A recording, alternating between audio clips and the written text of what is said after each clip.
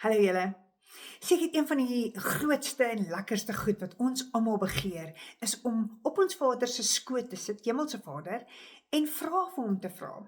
Partykeers wil ons iets weet en ons het net nie dadelik die antwoord nie.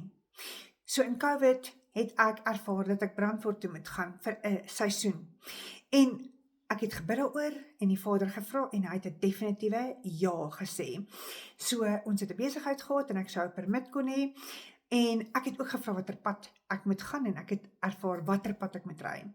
So ry ek toe ek by Kroonstad kom, ek is in Volkpark van 'n Bylpark, toe ek in Kroonstad kom was daar 'n groot padblokkade. En kan jy glo, toe stuur hy 'n stormreën. Ek hoef nie eers vir enige iemand enige iets te verduidelik het nie.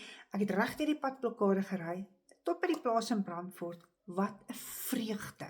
Dit was so lekker om te weet dat ek weet dat ek kon hoor. Ek wil vir jou vandag uitdaag. Gaan en vra hom iets wat vir jou belangrik is. Wees 'n bietjie stil.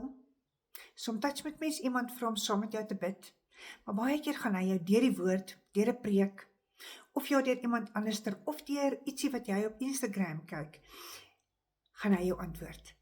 Ek hoop so vandag dat jy jou antwoord kan kry en ek wil vir jou aanmoedig, gaan vra hom. Hy is so getrou. Wanneer jy na hom toe kom, soos die woord sê, sal hy na jou toe kom. Gaan lees 'n bietjie Spreuke 2 hieroor, waar hy sê, as jy wysheid en insig soek, sal hy dit vir jou gee. Ek wil graag hoor wat het met jou gebeur, en waar het hy jou geantwoord. Tot volgende keer.